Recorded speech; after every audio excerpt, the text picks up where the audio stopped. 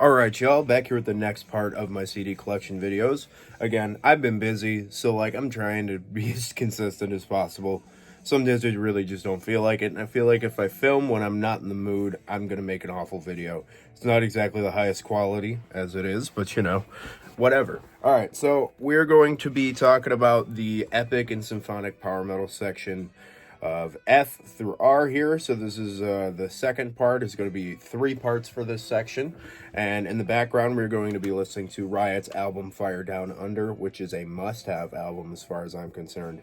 Definitely get on some of this earlier Riot material. Pretty much all the Riot material is at least really decent. Obviously, the earlier stuff tends to be the better. No beer today. I just got off work. It's like almost 1. I'm good.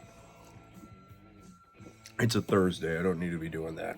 Anyway, we're going to start off in France here with Of War in Syria by Fairyland. This is something I got into very early on in my journey into the genre of power metal.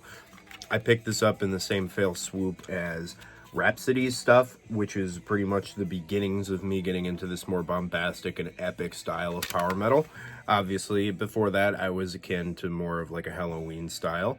And Sabotage, but that was kind of, it wasn't this. This is much more bombastic and over the top. A lot of really crazy symphonic elements. There's a great female vocalist on this who went on to be in a couple of other bands with members of this band. But if you're really a fan of your really dorky early 2000s power metal, I think you will feel right at home with this Fairyland record. Next, this is Fraternia with A Nightmare Story. This is a power metal band that I am blanking on the country of origin from. I looked up a bunch here, and I didn't remember a bunch of them, so it's going to be a bit of a stretch for me to actually recall where they're from. I want to say Sweden, because that tends to be the thing with this video. This is their second record from 2003, and it is everything you think that it's going to be. It's more of your melodic power metal, not so much of your symphonic style, really epic sounding, bombastic, over the top, all that kind of thing. Really decent record, nothing too special. It's pretty much just Swedish power metal. This is a really cool record. I really like the aesthetics of this band. This is From the Cradle to the Brave by Highland Glory. If you're not familiar with Highland Glory, they're a Norwegian power metal band, and they kind of ride closer to the Blind Guardian style than they do more of a epic and like symphonic style. And when I say Blind Guardian, I mean the classic era of Blind Guardian. Obviously, they got more symphonic as time went along, which is fine with me. Really, really cool stuff. I kind of thought this band would fit more in the Scottish realm, just because of how it sounds. It kind of sounds a little Celtic, even though they are a Norwegian band. That might just be suggestive in my ears because of the, kind of Braveheart look on the cover. Nonetheless, pretty good melodic power metal record. We're going to Italy. A Gate Through the Past by Holy Knights. This is a blind buy. I don't know, I think it was sometime last year I picked this up, and it was just something I randomly picked up because I really liked the album cover. I am a huge fan of the color yellow. That is actually my favorite color. I would say that, or green. I don't really know. Not important. But I do really like the yellow aesthetic and the kind of high fantasy style. Not much long hair in the band, which is not usually a good sign, but these guys really nail it. They make some really good run-of-the-mill melodic power metal, but it is done with that kind of, je ne sais quoi of the Italians, which is obviously a French term, but really, really cool record. And I might have misused that term. I don't speak that language. Anyway, I'm just an idiot. Anyway, Karma by Camelot. I recently showed this in an update. This is the one and only Camelot album I have, and it is very, very impressive. This band, as far as I know, started off to be a lot more of a generic American power metal band, and once they got their vocalist, who is from Norway, is when they really started taking off. This is kind of like a gothic, epic power metal, somewhere in that general vicinity. It's a bit different of a style, and it's seldom done correctly, I think, and this band really knows what they're doing when it comes to this style. It's a really interesting contrast of kind of darkness and like the joyful tendency that power metal, generally has, really decent record. I would definitely be interested in picking up more Camelot material in the future. I will be checking out more of it. Let me know what your favorite Camelot record is, because I would like to know more about them. Next, a lot of people on YouTube here think this is the greatest power metal record of all time. This is Lost Horizon with Awakening the World. I find this to be a very good record. It is not held in such high regards by myself, but that is okay. Everybody has their own tastes as far as, especially something like this genre. And if you guys don't know this record, you're missing out for sure, because it is a brilliant record. Melodic, hyper melodic Swedish power metal, catchy, chorus driven kind of melodic and fist pumping, kind of power metal. It's really like Wacken fodder, I almost want to call it, because it's perfect for something like that. And fodder has a connotation of being throwaway. By no means is this throwaway. It's a must-have in your power metal collection as far as I'm concerned. Next, a German band, which is Mob Rules, and their album Temple of Two Suns, excuse me. Really top shelf stuff. This band really knows what's up as far as making really bombastic power metal goes. This kind of whole era, this is from the year 2000, their second record, just really was it. They just knew what was going on with this genre, and obviously this is the heyday of that, which is wild because this is a decently old genre, but like this is the resurgence and the rebirth of this kind of power metal, as Venom and Celtic Frost are to black metal was Omen and Sabotage, and this is, I feel like, the full realization of what the genre can be. Really cool stuff. I like the aesthetic a lot. It's really cool. I'm a big fan of any kind of naturey looking covers, and the high fantasy is just an addition to that. Next, Monotony with Newborn Day. Another random Swedish power metal record in my collection. This is literally the exact same thing that you would expect it to be. There's quite a bit of that in here. I have a tendency to just buy anything with a ridiculous album cover like this, as in this sarcophagus submarine / spaceship abducting what looks to be a dead pharaoh from a pyramid beneath the sea. So this is on some Ancient Alien stuff for sure. The sci-fi thing makes perfect sense, because that's wild. I never really sat there and analyzed this album cover until recently. That's wild. That show is ridiculous. It's hilarious. Next is another random one, Morphade with Possession of Power. Actually, I think Monotony is from Netherlands, and this is from Sweden. This is their, I want to call it their second record. But again, this is a lot of stuff that's hard for me to remember right off the top of my head. And this is a really good record. This one kind of bears a bit of a darkness to it. A bit of a, I don't want to call it disharmonious style, because it's very melodic and harmonious. But it just carries a different kind of darkness to it. A somberness, more of like this guy kind of is more like an evil wizard as opposed to, Gandalf or something like that. It's a very cool record, and Sweden tends to just be good at power metal. I don't know, there's just something about the European style that speaks to me well. Next, we got a handful from Nightwish, because I really do like this band quite a bit. This is Oceanborn. I tend to really only like this early stuff. Obviously, this is a classic in the genre. Everybody knows this one. It's really pretty and kind of ethereal sounding.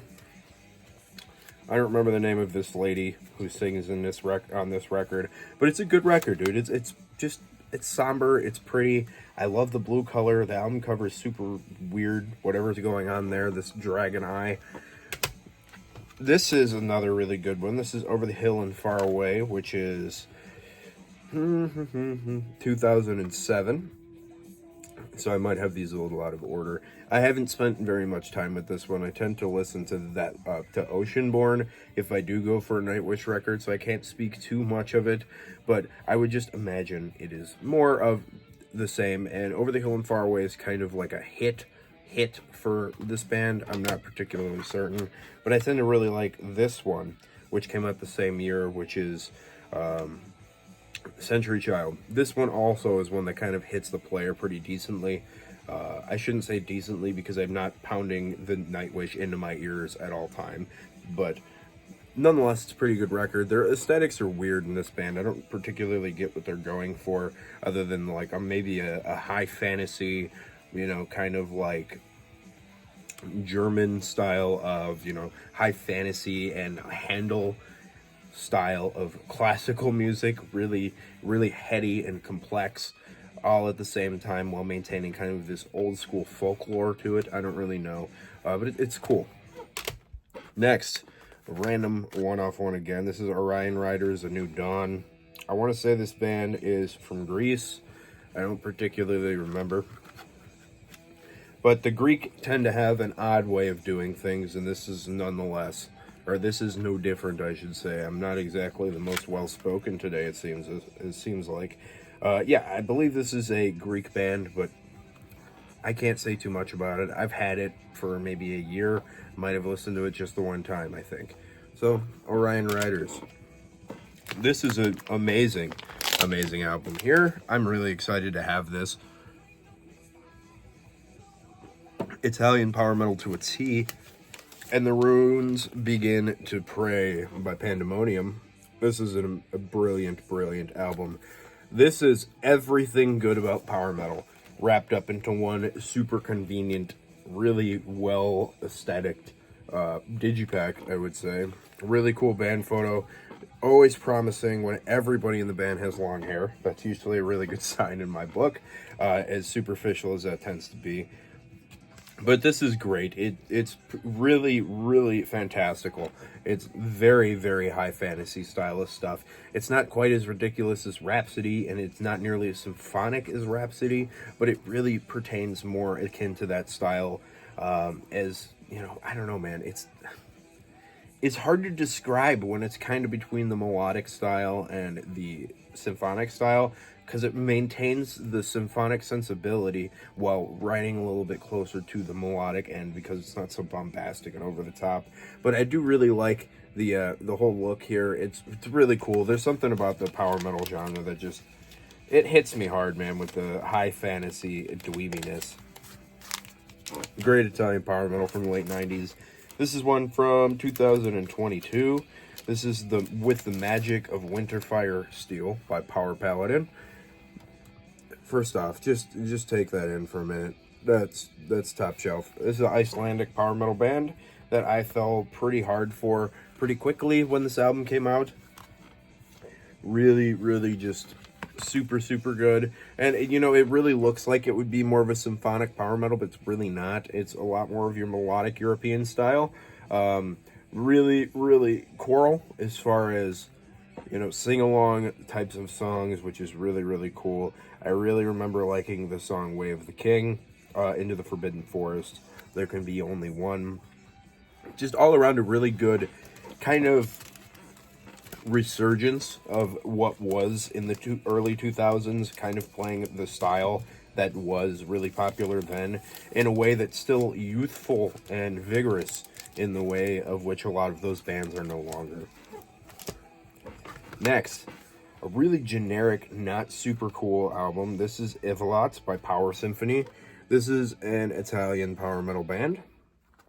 And it's really, really not exciting. It's really corny keyboards. It sounds really low budget, which is not necessarily always a bad thing, but it is a really not brilliant record. It's very, very C tier as far as that kind of ranking system goes. Nothing beyond that. I don't want to sit here and talk bad about stuff for no good reason. I have a bunch from Rhapsody here, and then one right after that. So I have the debut, which is Legendary Tales. Brilliant, epic, symphonic, power metal. This rides a little bit more along with the rest of this genre in this era, 97. So this is kind of when this is really starting to happen a lot.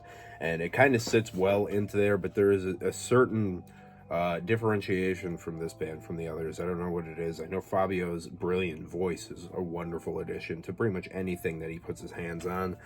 Then the second album, which is Symphony of Enchanted Lands, which I believe to be the fan favorite as it is. And this is actually the only flag that I have in my house hung up, which is right there next to the CD rack.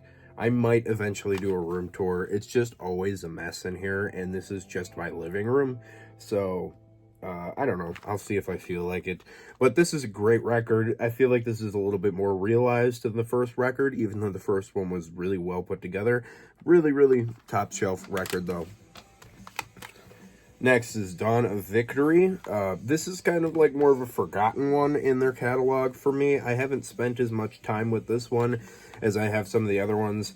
I don't really know what exactly about it doesn't draw me back to it quite like the other ones do. But it's stuff like Holy Thunder Force is a classic song on here. Just all around great stuff. I just love how over the top this band is, man. This is the first Rhapsody that I ever purchased, which is Reign of a Thousand Flames. I remember buying this with that Fairyland album I was talking about earlier after hearing a different album on Spotify that I will talk about when I get to it. And I really liked it. I was absolutely over the moon about this. I actually might have liked that Fairyland album more than I liked this one, which is amazing because I held this band in very high regards. And as far as epic power metal goes, this is the top tier for me. Really, really top shelf stuff. Would highly recommend pretty much any of the Rhapsody catalog. Maybe my favorite album cover of theirs. This is Power of the Dragon Flame. This is one I do seem to hit pretty regularly. Not as often as, some of the other ones, but this one definitely seems to hit the CD player for sure. Really, really cool promo for these Luca Torelli long sleeves. I would go crazy to get one of these, dude. They should really reissue those because I bet they would sell pretty well. What is the state of power metal currently? Obviously, there's quite the devotion to it as far as the European crowd goes. It doesn't seem like you meet a lot of Americans outside of your, outside of your weird tabletop RPG game stores, which I have like down the road for me. It seems like those are the only real places you're going to find people like this who like this kind of stuff, or maybe people that are going to be at Renaissance fairs. I don't know. Here's just a live record from Canada in 2005. This is The Dark Secret.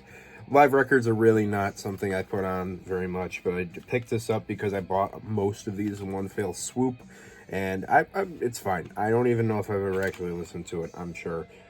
Whatever. But this is actually my favorite Rhapsody album, which is Symphony of Enchanted Lands 2, The Dark Secret. This is the first Rhapsody I ever heard. I saw this album cover at the store, at the shop, and I was over the moon about it. I think it was this one. But I went home and listened to this one. I should say I went to the gym and listened to this one while I was, lifting weights or whatever. And I was about it, dude. I was like, wow, I've never heard anything this ridiculous in my entire life, and this is amazing. So once I went ahead and picked these up, once I went ahead and listened to it, I went to the store and bought that Fairyland album and that and Reign of a Thousand Flames, and I was sold after that. And I went back, and he had the entire original Rhapsody catalog as far as full-length records go, and I was about it, and I'm still all about it. Great record. The thing that I vividly remember being my favorite thing on this whole record was one of the interludes, and I'm reading through it real quick to make sure I don't say the wrong one. Obviously, the song Unholy Warcry is kind of like the big song for this band, but I think it's Elgard's Green Valley that is the interlude I vividly remember hearing. I bet if I put it on, I would be able to pick it out pretty much immediately, because it's like, it's kind of like flute music and lute music with like some running water and some vocalizations of just, I don't know if it's speech necessarily or what, but it's very, very cool. Check out this record if you've not heard it. I got one of the Rhapsody of Fire albums, which is Triumph of Agony. This does not get played very much because honestly, I am just more of a straight up Rhapsody guy. And let me see, I don't remember who's on this record. Let me look in here real quick. Sorry, play the loading music. Okay, so this is still basically the classic era, almost. It's got Fabio and Luca on it, and nobody else particularly matters when it comes to the songwriting in this band. Because their new stuff doesn't have either of them, and it really doesn't feel like the same thing. And so it's probably a really decent record. I'll put this on the player again eventually. Kronos decided to come and say hello to everybody.